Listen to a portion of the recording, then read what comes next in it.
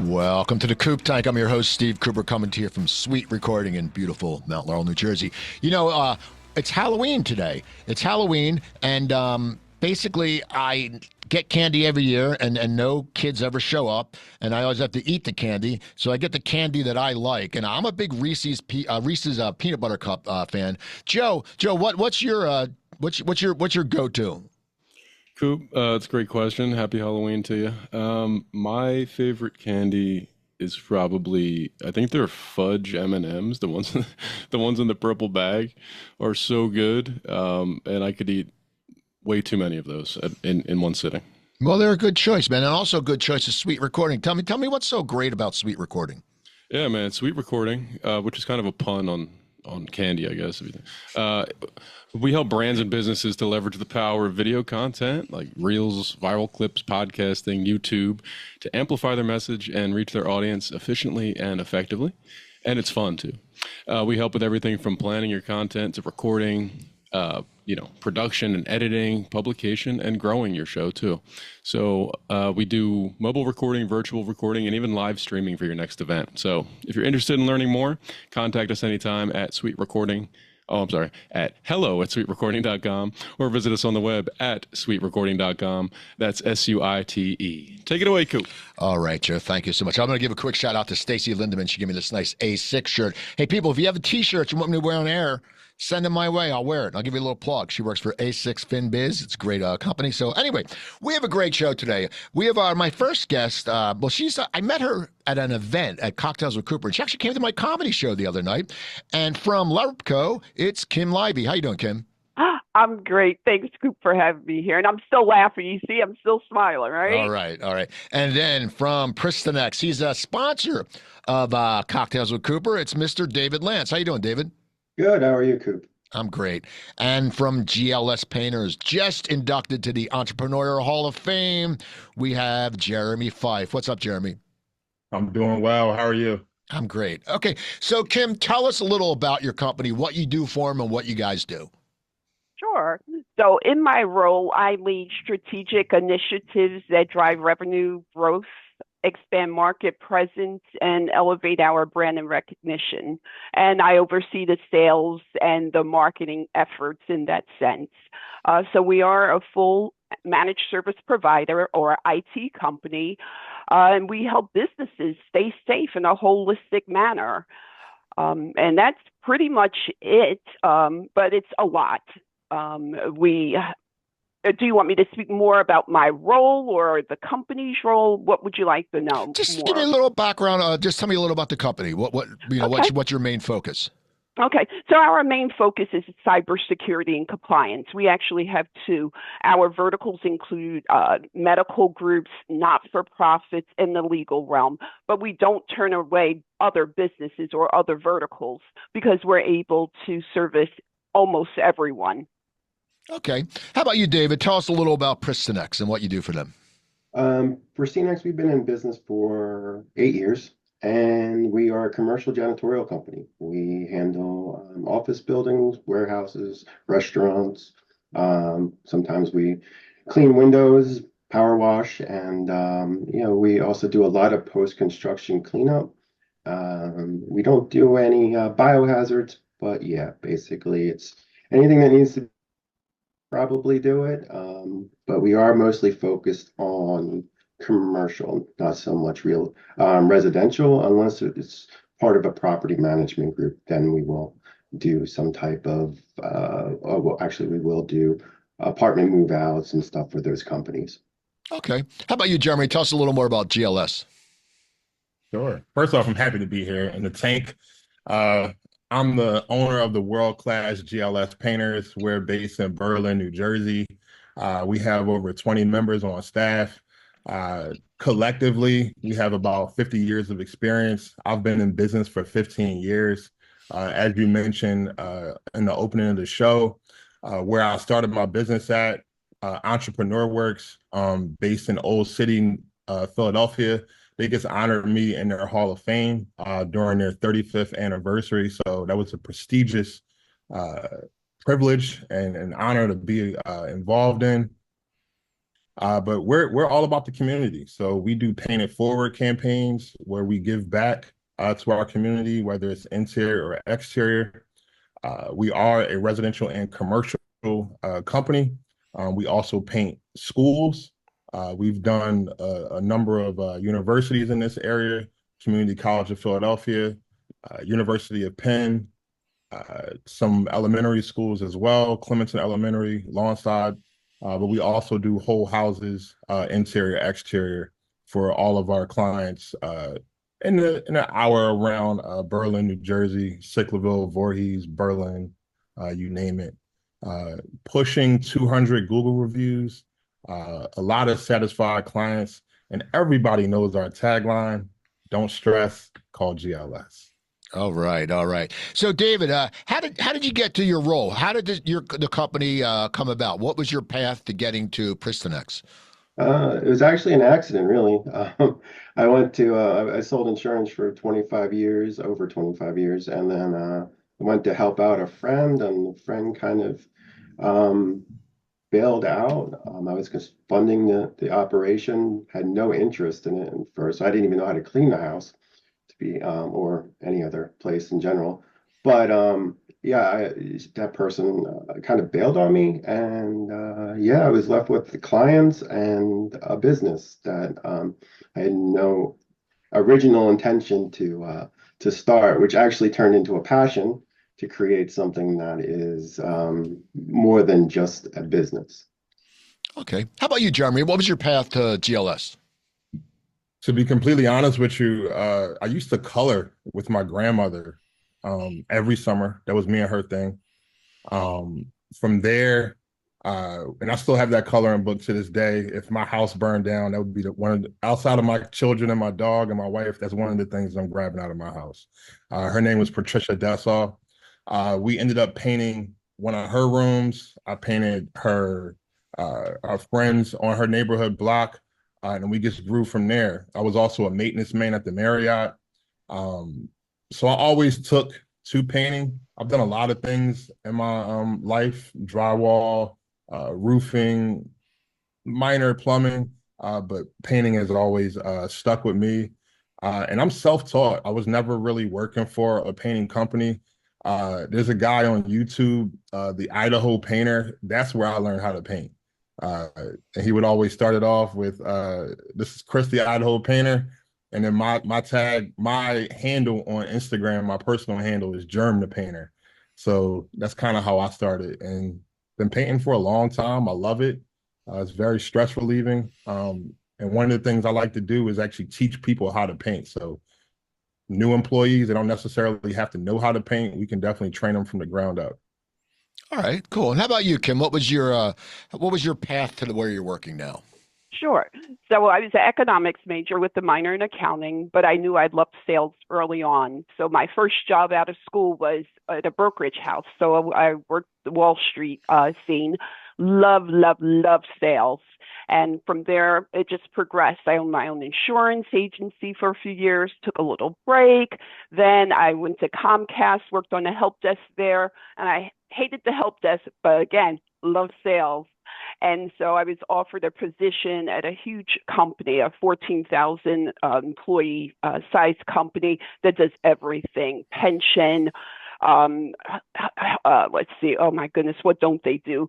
Human resources, just everything, insurance. So I left pension after I was offered a position here to help drive the revenue, and I couldn't walk away from it because I like the entrepreneurial spirit, and it's just something I grew up with and love sales. So it was just a win-win. It was perfect timing, and I'm glad to be here. All right, that's great. As Kim saw me perform the other night, and when I go on stage, and one thing I love about doing comedy is when you're on stage. But before you pace, you get nervous, and so that's the thing I don't like about my job. But I do love making people laugh. So that being said, Jeremy, what do you like about your job? What do you, because you've been doing it for a while. You just gotta love it. But what is it that really pumps your blood, man? Two things. So for the clients, I love when they get wowed. We do a lot of work for a lot of stay-at-home moms, a lot of women, And these women have visions. You know, they see things online, they see things on Pinterest, they see things on Instagram, they see things on HDTV. They think it could be done quickly, but it does take some time. And I love to see them come downstairs or come back home and just be wow. We do paint kitchen cabinets. One of my first kitchen cabinet projects, the lady cried when she saw the work being done. And I'm like, we got to stay with these cabinets. It's definitely a good money maker here. So that's one of them. But when it comes to like my employees, one of my mantras in life is create and inspire. I love to be able to take somebody from nothing and to be able to empower them where they can have skills that they can use even outside of work. And they don't necessarily have to like stay here forever. You know, I've actually started other painting companies for people, and they wanted to start their own company. So I'm all about giving back. I'm all about seeing people get to that next level in life. So that's my spiel. Okay, how about you, Kim? What do you really dig about your job? The sales part. I like meeting people. I'm a big networker, so I'm out 3-4 times a week easily. I like learning from people, and I also love when our clients are growing. It's because some of the solutions we help provide them with to innovate and streamline their technology and streamline just their productivity that enables them to grow. So I love when our companies are successful because their success is our success as well. Okay, how about you, David? What do you love? What about what you do? It really comes down to, for me, I think creation, creating just uh, a product, a business, employment. It's creating more stress for myself. It's just it's the whole adventure of moving forward. I mean, as a business, I love the results. When I sold insurance, the results were just more of let me see a paycheck at the end of the day. And now with this, it's more of what can I create? Not and not focused on money. It's just more focused on creating a product that people want and doing things that I never thought I would do in the first place. And it just it turned into a complete passion of creating a janitorial company that it just works for me, and I just find it just really really good. Okay, that's good. You all like something, but the funny thing is, there's always a flip side. People never really admit what they don't like, and you see that especially when we'll be talking about networking. You see that like no one ever goes, man, business sucks. Like no one ever says that, and if they did, people would say, and because the network that we run in, they're good people. They would say, oh, how can I help you? But never, no one wants to ever admit what they don't like. So, Dave, what do you not like about your job? Because it can't be all roses.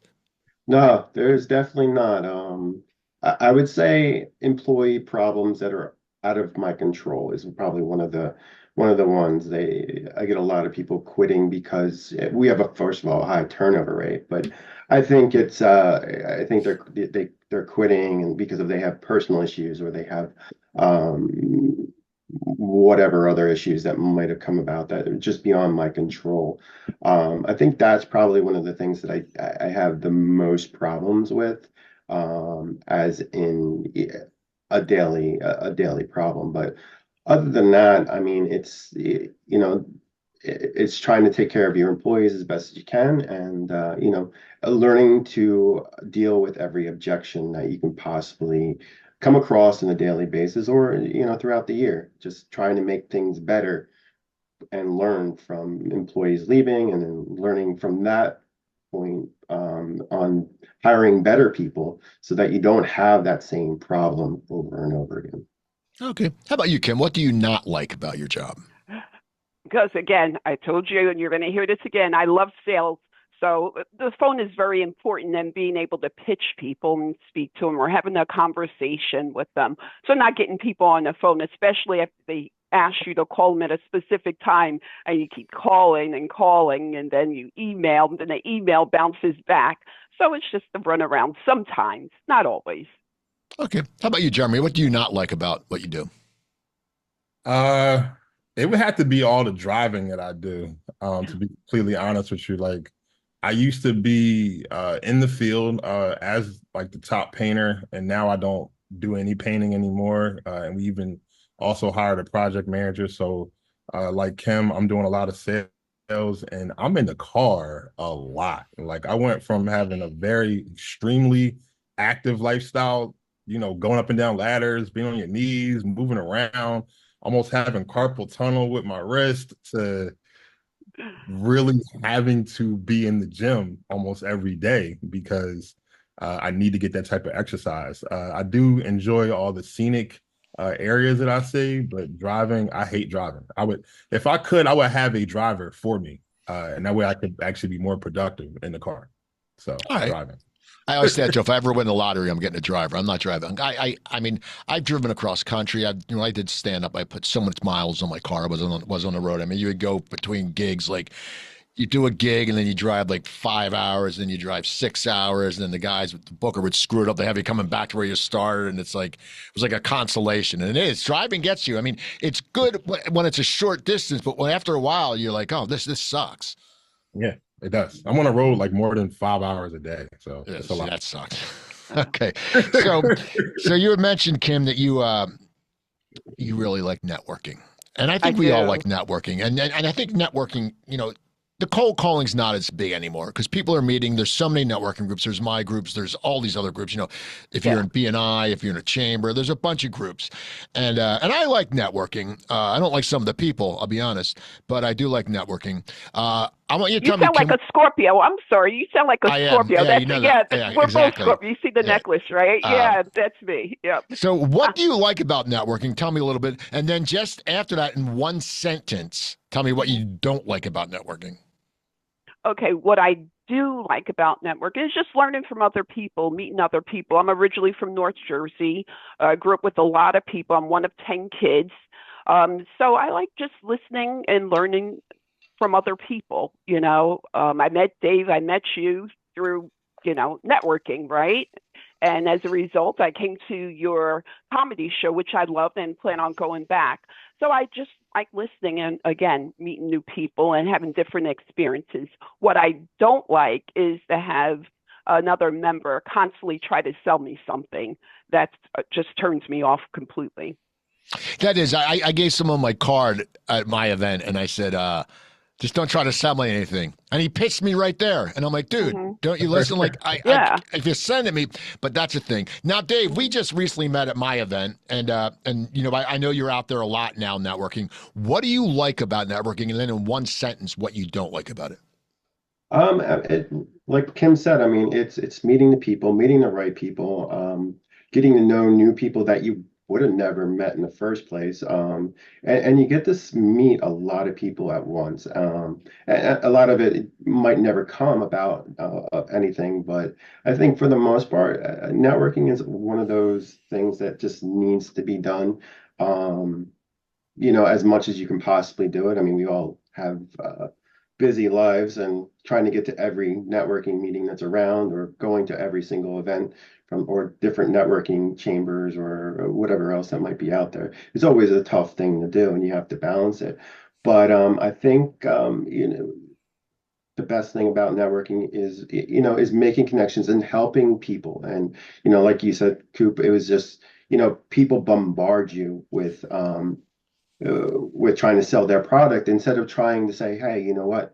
I know 500 people myself or 1,000 people myself. Where can I help you sell your product? Because I'm only one person. If you sell me, it's only one sale. I can probably provide you with a lot more sales. So I think the biggest thing that I don't like about networking is constantly getting bombarded by people that want to sell their product to me right there and then. Okay. How about you, Jeremy? I'm a people person, so I like to be around people. I do enjoy networking. Um, I don't enjoy being at a lot of events each week because you get to be drained after a little while. But I don't even look at myself as a connector. I look at myself as a facilitator. So like, how can I facilitate encouragement, uh, bringing people together, new business opportunities for that person. And I must jump on this bandwagon as well of what I don't like about networking is getting pitched. And like you, I've been pitched on the spot, or they'll say, can we get set up a meeting after this? Or let's jump on a quick call and I can tell you how I can. They don't even say how I can help you out anymore. It's just something different now. Like, and you can kind of read between the lines of, okay, we're going to get on this call, and then right after that, I'm going to get a proposal, and then you're going to want to sell me after that, and then I'm going to have to turn it down, but that's kind of what I don't like about networking, the constant getting sales. It's funny. I had someone one time, they set up a meeting with me, and they go and they go, well, what we're here to meet about? And I'm like, I don't know. You set up the meeting with me. I was like, what? The guy was clueless, and he just went into this pitch, and that's what I'm like. You know what, man? I got to go because I'm too over this bullshit. I mean, I'm serious. You get to a point where you're like, don't try to sell me. Or what bothers me also is when people want to, met me event and said, we should meet for coffee or do a Zoom. I said, okay. And then they gave me a month. They said, well, like I'm free from a month from now. And I'm like, I don't plan more than a week and a half. I'm like, if you want to meet me, your day is that busy. I mean, that's what's funny when people go, like, as you said, Jeremy, people set up a meeting. They either want to sell you or they want to act like they're important so they can't talk to you for a month. I'm like, I don't even know if I'll be alive in a month. So I don't even know. I want to bring one more point out about Steve real quick, right? When I first met you, I got your card. I was impressed by this. You had no phone number on there. And you just had your email on there or just a handle on like your social media. And I'm like, he does not want to get sold to. I don't want people calling me because especially now, and it's like I'll be honest, you can do everything by email. Email me, you don't have to call me. I interview people all the time. I have 2 other podcasts. I hate talking on the phone. I don't even like to talk on the phone. Whatever. So, okay, here's a question I think you guys will like, and I know David will definitely like this because we had a nice talk at Cocktails with Cooper about this, and we're going to start off with you on this, David. People refer people, and then sometimes they refer people and they suck. Okay. So that being said, if I came up to you and what would it take for you? What does a company or a person have to have, like a characteristic that you would refer them to me? Like, let's say I was looking for a plumber and you knew a plumber or whatever. Dave, what are some qualities someone needs that you will actually refer them? What does it take for, like, if Jeremy wanted you to refer him for painting, what are the characteristics or the qualities that you will deal with? Because I know you guys sort of got screwed over a little while ago. We're not going to talk about that, but right. But tell me, what does it take for you to refer someone? I mean, that is a good question. You don't know. I mean, I did literally just get screwed over by a company that I networked with, and and things happen, right? You just never know who's going to do what, and you can only do your best judgment. And I think at that point, and my mistake there was that he was just at the right place at the right time, and I didn't really think about his personality or what he's accomplished. I didn't even ask him. I just like, oh well, that's fine, we'll go from there. But I mean, it's just people have personalities and they give that off that they're actually successful people. Kim over there, I've talked to her multiple times. If I had to give her a lead, I would. Jeremy, I mean, just from talking here, it's like I probably know like 10 people that want painting jobs, and he just seems to be the type of person that he's a hard worker by just talking to him for a few minutes. So just kind of getting an idea of and having passions for what they do is really the people that you want to network with. I have a passion to provide the best possible service to my clients, and they have a passion also. So I guess for me, it's just picking up on that quickly, and also not pitching me ideas, not pitching me their sales products all the time, and just meeting up and say, hey, you know what, I know these people, maybe I can help you with getting introduced with X, Y, and Z, and then and just doing business that way. I think that's the main thing for me, as into providing service, because I give out. Just last month alone, 8 different leads to people. I get phone calls from, my clients saying, hey, do you know anybody? And, I give them out all the time. So yeah, I mean, that would be my thing. Okay. How about you, Jeremy? What is someone? What are some qualities for you to refer This is a someone? very interesting question because integrity would be the main thing that I need to see. And sometimes you can't really gauge that by meeting them or like on that first time meeting them. I may need to actually know who they network with or know some of their clients or know some of their referral partners, and I'll vet them that way. I'll talk to that person about them to see if they're a good fit. I'm very guarded when it comes to giving out referrals because at the end of the day, this is going to come back to me. And I don't want anybody to say, well, yeah, remember that guy you sent? And like Dave, I've had that happen numerous times, but now to my clients, I actually had during my sales process, we have what's called an all-star referral list. A lot of them are members from my own BNI, BNI Mullica Hill. Um, I already have like the top 50 people that they can actually work with because I often get asked, who do you know? What else do you do? All we do is painting. I don't do plumbing. I don't do flooring. I don't do roofs. I have a specialist that can do all of these things. So one of the main things that I'm looking for, do they align with my core values? One of my core values is integrity. Another one is accountability. Um, and then teamwork, like we want to be able to collaborate with each other, but I'm very guarded when it comes to my clients and my family and people that I know too. I do not want to send somebody a hack or somebody that doesn't have a license or insurance because things can go really bad very quickly. And then it's going to end up costing them money and then costing some negative points to my reputation. And I don't want that. Okay. How about you, Kim? Yep. I agree with everyone. Reputation is everything. And we too are very guarded when we offer referrals. I vet everyone. I ask myself, would I use this person? Like I know Dave. So Dave, I know I would definitely, if I would use you, I would definitely recommend you, and I would use you, Jeremy, and you, Cooper, as well. But for me, it would be strong work ethic. When someone has a work ethic or not, I think that's pretty fair. Authenticity. How do they come across? Are they just BSing, or are they who they present themselves to be?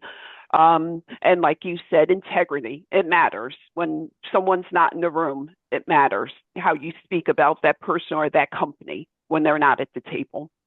Okay. So, we record people just, we record in a week in advance. So when this is airing, it will be Halloween. Today will be Halloween. So we have to have a spooky kind of thing. But no, so for Halloween, we're going to start with you, Jeremy. We always think of Halloween, you think of gravestones and stuff like that.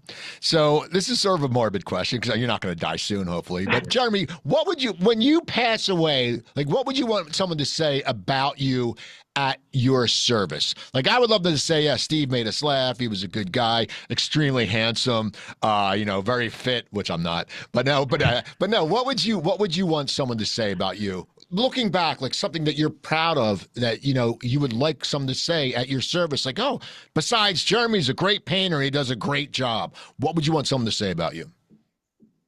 Well, what somebody would say is the people that know me know I don't celebrate Halloween because I'm not into that. I don't deal with anything demonic. But they would know that I'm a spiritual man. They would know that I love my God. I do things for my family. I'm in their corner. That he just gave back, and he was a man of love. All right. That's a good one. A man of love. That's what I'm going to call you from now on. Jeremy Fyfe, the man of love. Sounds like a movie. Jeremy Fyfe is a man of love. Dave, how about you, Dave? Oh God, I don't even know. Yeah, I probably just helping people. I mean, I think that's just who I am. And no matter what it is, I'll just try to help you if I can. And whether it's money, whether it's leads, whether it's just helping you move something, anything what it is, I think that's just who I am in general. How about you, Kim? Kim lived her life with passion. Kim loved to smile, laugh, dance, and that's pretty much it. And that is true. Yeah. All right, see that? All right, so we know what we like about you guys. You're proud of. So we'll flip it. we're going to flip it. And we'll start with you, Kim. What do you need to do better? What do you, I mean, like me, I always, and I say this every time I ask this question, I procrastinate. And the project I was supposed to start, a few of them, I still haven't started. I mean, that's just, I'm a major procrastinator. But what can you do better, Kim? What is something that you know that you need to improve on? Mhm. Right. Not put too much pressure on myself constantly, because I am very goal oriented. I grew up in a military family, and it's okay to not sometimes, or just say no. You know, that's basically it. I just take on too much sometimes rather than say no. Okay. How about you, David? Um, I mean, there's a laundry list. I mean, it's just mostly just trying to figure out what I did wrong that day to just make something better. I think overall is, the only thing I can really do on a daily basis. It's just constantly trying to learn from my mistakes, and I think that's something that I think I have um, always just try to focus on when it comes to that. How about you, Jeremy? A man of love. So we living in that like age of like high tech and AI and all that stuff. Like I just want to be able to be in the moment more, you know, like being in tune, unplugging from the matrix, like actually having great conversations, looking people in their eyes and just saying like, hey, I'm enjoying our time together. So I would say like living in the moment more is what I'm trying to work on. Okay. So businesses have up and down. It's ups and downs. Life has ups and downs. We all go through different things. I've gone through health issues in the past. I've gone through a bunch of different stuff, and we all have challenges. And we're going to start with you, Kim. Mhm. What's a challenge that you've had in the last year? And it could be business or it could be personal. It doesn't. Mhm. I don't care. Well, what's a challenge that you've faced in the last year, and you came out, pretty happy with the results? My weight. Yes. So I was once upon a time a year ago, if you had met me, I was 300 pounds. So I'm healthier now. Of course, I'm not 300 pounds either. Thank you. I don't have all those comorbidity issues, and I just feel I'm going to live another 50 years, and I just feel great. I What just feel made you great. decide? What made you decide to take the weight off? Because people always talk Mhm. about it, but then they don't actually start. And then, like, I have to go back to the gym. I haven't gone since I got back from Italy. But I just said I had put my pants on, and they were tight, and I refused to go up an inch on my waist size. So I just started going to the gym and doing Mhm. the treadmill all the time. And I just said I don't, and I don't like the way I look in the pictures. My wife's very petite, and I was like getting the waddle chin and it looked like a turkey. What made you decide? I'm just wondering because I wonder because 300 pounds and you must have felt. I mean, you must have been lethargic and stuff like that. But Oh, absolutely. what made you decide to say I'm going to do it? Because I would never think you were 300 pounds Oh before. yeah. Oh yeah, probably 301 to be quite honest. But um, it wasn't any one thing. Just one morning, I've been praying about it, like you, Jeremy. I believe in a higher being as well, and I answer to God. And I asked God, what is my purpose? Why is this such a roadblock for me?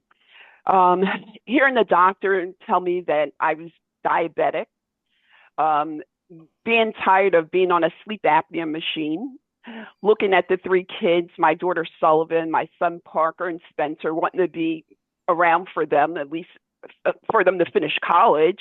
So it wasn't any one thing. It was just the morning of, it just clicked, and I just said, I'm going to do it. I'm ready. And here I am, Lord, just, guide me. And it hasn't been something that I thought twice about.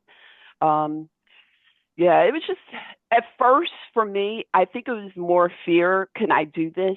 And then having a plan.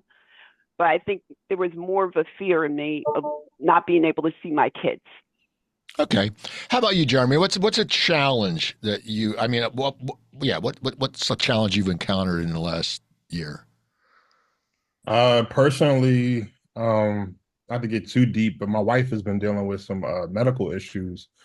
I mean, she's a lot better now. But one of the things that has strengthened me is in our relationship, we've been getting um we bonded even more during this time because I could have just buried myself in my work. I kind of took a little step back, took on more responsibilities at home, been more present with my children, Liam and Jeremy, doing more activities with them, picking up the slack where my wife couldn't. And then now she's being more, she's recovering. So now, we're able to do more in the household. But that was a really trying time. It was like the beginning of the year, and we're still kind of dealing with some things. But like January, February, March was crazy, like bad for us. I lost a lot of sleep. We lost a lot of hours. But I'm thankful that I have a business that does not necessarily rely on me to actually get some things done. So we still had a great business year. And even my teammates too, like they were always asking, "Hey, how's Kayon doing?" A lot of our friends and family always looking out for her. My dad even jumped in to start taking her to work because she couldn't even drive for the first 5 months of this year, and it was a strain on our household. But and at the end, it strengthened our marriage. And this year, we're at 8 years married. So truly thankful for her. And yeah, it was a big challenge. When it goes to health, it is support is so amazing. I was in the hospital for 8 days, right before a few months before we were getting married. And my wife would come down after work every day, and she was all worried about me. And I was like, "Don't worry, I'm not going to die on you. We're getting married, and there's no way I'm losing the deposits because I'm cheap." I said, "If I die, we're not getting any of the deposits back." I said, "I'll make it to. I'll walk down the aisle, then I might die, but I'm going to get there because I'm not losing that money." Dave, what's a challenge you've had in this last year? I mean, honestly, there's just so many of them I have to deal with all the time. It's kind of hard to like pick any of them out. As for a successful challenge that I've accomplished, again, I couldn't even answer that. Just because it's just right now, I think we're in a stage of growing. We're in a stage of a lot of new challenges every single day that come about. So as we've accomplished a lot in the past to come to this point, to this day. So, I mean, I think that's a huge thing. I think the biggest accomplishment as a company that we have done was getting through COVID and learning a lot from that. Is really the biggest accomplishment that we did because we were able to take the time to learn about how to do things better, do things quicker and stuff like that. But currently, I mean, we're just in the process of growing, so I'm just overwhelmed with different challenges constantly. Okay, so we change through our lives. Everyone changes, our focus, our views, and stuff like that. So this is a two-pointer, and we'll start with you, Jeremy. One, what is success to you? Two, what is happiness? Now, if you think they're both the same thing, that's fine. It's your opinion. I don't because, I know people who are very successful who are miserable. But what, at this point in your life, not 10 years ago or stuff like that, what is success to you? And the follow-up is, what is happiness? It's a really deep question. uh, Success in business to me would be not working 80 hours a week in my business. I'm not necessarily there, but I would love to become the architect of my business and be just orchestrating everything, taking myself out of all the many roles. I have successfully taken myself out of that painter role, that crew leader role, that project manager role, and now I'm working on that sales role, and then I can completely just be like that CEO person. So that would be success for me in terms of business, having sustainable sales, still being able to have a good salary, a decent salary, paying my people on time, which I've always done, and just providing an awesome career path for people too, which we always try to get better at. That would be success. Happiness. I'm not 100% happy, but I'm happy now. Like I've ever since my children have been born, I was there in the room for both of them for being born. I took my kids to and from daycare. This year and last year, I was able to take off Fridays during summer, so we were able to have a great summer. I try to be an active dad. And an active husband. So being the head of household over here, I just want to be able to, enjoy time with them. And that's what makes me happy, putting a smile on their face, and just seeing these dudes grow up. I didn't want to be like my father, who was an amazing man, but he had to work a lot. He worked for Home Depot. He did those 80-hour a week, and I only really had conversations with him over the phone, and now he's retired. So he's with us, spending a lot of time with my children. So that's what makes me happy. Balanced life and being with my family. Okay. How about you, David? As success, I think that's I guess a tough one because of the fact that I think me personally, I think success is a daily thing. I think it's what you can accomplish in a day, and and if you don't accomplish something in a day, you're just no longer successful, in my opinion. So I highly believe in trying to make as much success on a daily basis as possible. I mean, and it could be just personal. It doesn't have to be work related. It could be anything. Learning something new, or taking somebody else's advice and going for that, or making the sale that is successful. I think once we become stagnant in life, we are no longer successful people. I think we just become comfortable. So I think success is really based on a daily accomplishment, whether you read a book, completed a book, or something of that nature. And for happiness is whatever you can make of the time that you have available, whether it's with family or whether it's friends or whether it's just for time for yourself, or whether I love to fish, so I try to go fishing whenever I can. But yeah, I think that's just trying to balance out both of them in a work ownership business, or even just in the sales business alone, is a tough balance for all of us, I think, here, because it's just we're I think all dedicated people in what we do, and we also want to be dedicated also to our own personal lives too. Okay. How about you, Kim? Okay. So for me, success, especially dealing with business and sales, is repeat business, meeting my goals. I have a goal of $1 million on the books for next year. So just working towards that, and recognize they're trying to develop shorter sales cycles, because our business is we're in for the long game, because it's not something that's tangible. Customer satisfaction. Success to me looks like my kids, the three kids, Sullivan, Parker, Spencer, graduating from school. Two are grad students. So in May, all three of them are graduating, to be quite honest. So two are graduating from Rowan with their graduate degrees. My daughter's back for her second degree in nursing. So to me, that's success when they finish. Happiness looks like my life now.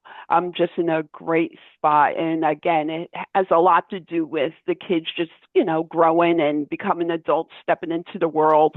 Also, part of my happiness is just feeling great physically and mentally.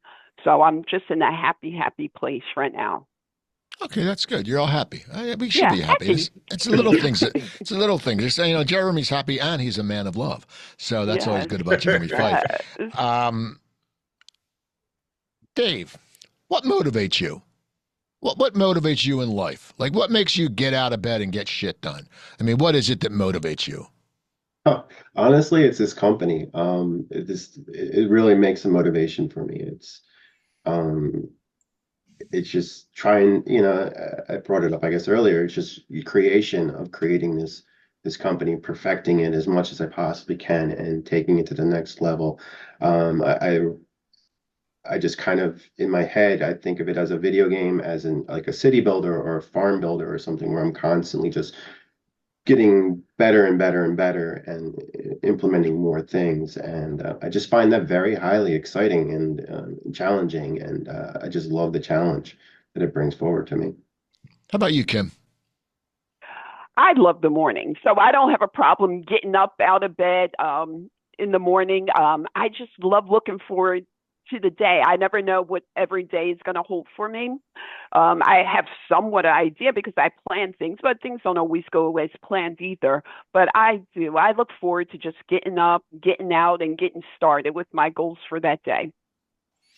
Jeremy. Being the man of love that I am, I am motivated by my family. You know, it's funny because when I first started out, I used to hire people with children, and I would be afraid of them because I'm like, why are you so aggressive? Why are you, you know, you need money, but I get it now. We got bills, we got, you know, you planning for college, uh, you know, home improvement stuff. So I wouldn't say my bills motivate me, but the things that are needed to sustain my family motivate me, and that's what gets me out of bed early. Okay. Now, in our lives, you know, we all have people that play an important role in us. And there's someone as mentors. You know, actually, one of my friends as a mentor is going to be in town next week, and I'm going to meet him for a pizza. I always drive down to Penns Grove. That's where he is originally from. He was, you know, he's a TV writer. He was on Married with Children for a little bit. He's a huge, successfully stand-up comic. It's funny. We always go to this restaurant in Pennsville where he's from, and it's this great. They have great pizza. We meet at lunch, but it's always empty. I'm like, what? This is just so weird. But he's sort of a mentor. So if you've had a mentor, or you can use a mentor or someone that's really played an important factor on your life, and it could be a spouse, it could be a parent, but who is someone who's mentored you or really made a difference in your life? And Kim, give us someone who's really either mentored you or made a difference in your life. It has to be only one person. So I'm like picking your favorite child. So is this one person you're speaking about, or yeah, just give me one. I'm sure there's a bunch. Just give me one that you know you're proud that you know and that they've played a good role in your life. Okay, so it would be my mother. It would have to be my mother at this point. And the reason I say that, my mother grew up during a time in this country where we, as African Americans, Black people, people of color, didn't have rights. She grew up in the Deep South. She was a Georgia peach. So I've always learned to work hard. Don't let anything stop you or anyone make you feel a certain way or marginalize you in any form or fashion. My mother, she didn't finish high school. She got married really early. And like I said, there's 10 of us, you know, and she grew up with those deep Southern roots. You know, she had a handkerchief. She was a lady, you know, the dresses, and she would take in laundry because she had all of us to raise while my dad was working as a truck driver after leaving the service. So it would definitely be my mom at this point, I would say. Okay. How about you, Jeremy? I've had a lot of mentors over the years. One of the ones that comes to mind is my cousin, but I always called him uncle. It was my dad's first cousin, Greg Logan. He's actually deceased at this moment, or you know, in life. But he taught me almost everything I knew. You know, like he gave me one of my first contracts to work on some of his properties. But he was a general contractor. He was a serial entrepreneur. Taught me everything that I could think about with business. I even learned some things that I should not do, like some mistakes that he made, you know. But in terms of just being a good mentor, he put his arm around me, you know, like, hey, this is how things are done. If we were in the field together, he would say, like, look, let them work over here, and let me show you the brain work on, like, hey, how things are actually done from a higher level. And I always appreciated that. So definitely Greg Logan, that was my man. How about you, Dave? Yeah, I mean, there's been a lot of people that have influenced me through life, and I've learned from them, become better. Hopefully, I became better. But I would have to say there's probably like two people currently. I think my aunt was a big thing back a few years back to just make me understand how the real world kind of like worked there when it came to the sales and I guess in general how to treat people correctly when you're in business for yourself. And then you know, my current girlfriend is really big supporter. She's, as a person that, she always tells me how she doesn't agree with things I do, but or how I do business in life. But I think that's a great thing, because she's completely opposite of me in the way we think about how we get things done. And she's been there the whole time. She thought I was crazy starting this business, and going through with it. But I think, yeah, she's also been a big supporter of mine, and understanding what goes on as time goes, and she starts to see what I'm trying to accomplish. And I think that's a big thing. Okay. So I'm friends with all you on LinkedIn. I'm connected to you, which, Kim, you gave a beautiful review. I texted George after you reviewed the comedy show and everything. Aw. I just texted him. I said, "Holy shit, George, you got to check this out." I said, "You could put this in your business collateral," because she wrote, yeah, and you knew the dimensions and all. I don't even know the dimensions of that damn room, and I'm there all the time. But I like LinkedIn. I like LinkedIn, but there's a lot of stuff that bothers me, and I want to talk about the phoniness. Okay, I saw someone. Everyone tries to make themselves bigger than they are. There is someone who added me, and then I just wanted to see what their Facebook profile was, and they had 1 million followers. I go, wow, because I have like 5.5 thousand, but their post would only get 8 likes. And I go, wait a second, I just got 220 likes on a post. How do you get 8 likes when you have 1 million people? I mean, and so there's a phoniness that I don't like about LinkedIn, or people, they spout how great they are, and they always have to wear a really bright blazer. Like it's like it's a canned photo. It's not like just saying, like, if I post this photo, it'd be like at the end we'll all smile, but I'd be like, okay guys, now put on your pink jacket, your blue jacket, because we want to pop. But so that I hate the phoniness on LinkedIn.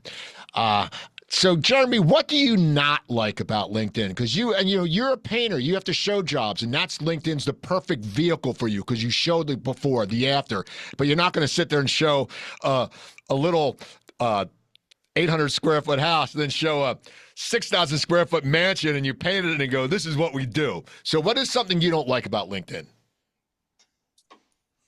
So I'm kind of new to LinkedIn, and I kind of was not opposed to getting on it, but I didn't really see the purpose of it. And now I do. It's a lot of career things happening, and you get a chance to see people's accolades and all that stuff. But what don't I like about LinkedIn in general with like content creation is the fact that you have to always be on. You have to constantly be thinking about what new content, how is this going to be impactful? Am I going to be able to get some business from it? And I post on a lot of platforms, Google My Business, Nextdoor, Instagram, Facebook, LinkedIn, anything else I maybe, email marketing. We constantly do this like every other day. So the draining aspect of it all kind of kills me sometimes. Next door cracks me up, man, because like you'll see someone, they bitch about everything. It's like the "What's Up Cherry Hill." Like they'll say, "Oh my God, this road needs to be fixed." Then they go, "Holy crap, there's all this construction and noise because the road's getting fixed." Like it's the most miserable people on next door. Like they'll go, "Hey, what happened at the Walmart in Summerdale?" Well, do you live in Summerdale? No. Then why do you give a shit? Like, it's like, it's one of those things. It's just next door, but next door is good for business, especially for painters, because you're always looking for people. And if and so I found, when I worked for Coit, I got us a lot of dryer vent cleaning jobs through that, just because you would put that there. But so you're a next door guy. That's good. Very well on that. Good. How about you, Kim? What do you not like about LinkedIn? Because you post very well. You post, you're out and about. You're a good poster. But what do you not like about it? Being pitched again by people I don't even know. Someone that says, "Oh, Kim, let's connect," like they're my personal friend and I know you. And then I look at their profile, I'm like, I don't even know you. Like, why do you want to connect with me? Oh, I think it would be great. And I have, again, that sales pitch. So I don't like the constant always be asking me for something. How about you, Especially Dave? people I don't know. Right. Yeah. How about you, David? I think LinkedIn over the years have gotten a little bit better. I mean, I remember like years ago, it's like, what is the point of LinkedIn? Even in business and doing sales, I just never understood. I mean, you had all these other social medias, but I think it's gotten a little bit better overall, as in usefulness, over the years. I think people are now going a little bit more towards it. But um, I, I think what I don't like about LinkedIn, I don't know. I go on there and I look at it and I don't know if there's anything really in general that I don't dislike. I mean, it's just another social media outlet for me, and I would probably have to be with Kim. It's just getting posted, constant things of, random people from India or other things that I'm getting. Um, like, hey, I can help you with like why would I even know you? Why are you even posting? But yeah, that would probably be the only thing that I would have a problem with LinkedIn. Well, I'm going to tell you guys this. When this episode's on and when you post it, do not hashtag podcast because you get so many weird. I get these people, they're experts at marketing. But it's amazing. Like after I post an episode, I'll get like 5 connection requests, and I just turn them down. I know some people want to get the numbers because I need these. I just out with it. So I haven't asked this question for a while, and if you don't do it, don't worry. I don't really read business books, but I know a lot of people who read business books. They thrive on it. They love business books. And then I actually am listening to one of an actor I know, and it's called 50,000 No's. This guy Matthew Del Negro was on City in the Hill, and he was on The Sopranos. And he had after he did my other show, Cooper Talk, I got the book on tape to support him, and I actually finally started listening to it, and it's good. But do you listen to business? Do you read or listen to business books, David? And if so, what's one that stands out to you?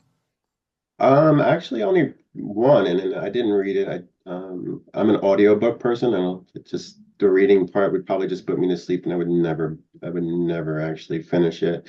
I just read one recently. I'm looking to probably do a few more. A couple people, I think from actually a couple networking events, I got a couple books that people were said that were good. So I'm gonna attempt to see if I can find that. But the last one I read was. Um, Or listen to? yeah, or listen to, yeah, it was Ego was something. I can't remember, but I'm really bad with names. I can watch a movie and then an hour later I forget the name of the movie I watched. So I'm really bad with names. So, but I think it was like Ego or something. It's like a popular book that's been going around, but it was pretty good and just really on, setting aside your ego and in every general aspect and realize that you're just not the number one person and realize that, hey, everybody else matters and take advice from people. And I think that's where that book kind of led into. Okay. How about you, Kim? Are you one of these business book people? I am. And the last book I read is my husband's book because it's an Amazon bestseller, The Compliance Formula. Because I sell compliance as well. So Art came out with his second book. Again, it was the Amazon bestseller last spring. And it's about compliance. These companies, they have to take cybersecurity serious. It's not one thing just to take a credit card, but you have to make sure that credit card, that you're following the processes and being compliant and securing people's data, especially when it comes to their finances. So that's the only book that I've read, I'll be honest, since last spring. And I'm still on now I'm on page 221 of the book. Okay. How about you, Jeremy? What's an important business book if you read them? I don't know if you read them or not. Yeah, I've read a lot of business books. Honestly, after you start reading a lot of these, they start to all sound the same, and then it kind of gets boring and mundane. But the best business book I've read recently was Profit First by Mike Michalowicz, I believe. It's all about allocating your money whenever like things basically flow through your income account, and then you're paying your profit first, your owner's pay, and then you have an operating account, and then you have a certain percentage that you'll allocate every time that you get paid. This has been one of the pivotal things that has helped me get my financials in order and being able to actually have a profit at the end of the year because things happen, and then I know I've met so many business owners that They like, oh, I didn't get paid this month. I'm like, I'm not in business to get paid later or next month or not at all. I'm trying to get paid now. So that was one of the business books that I've read.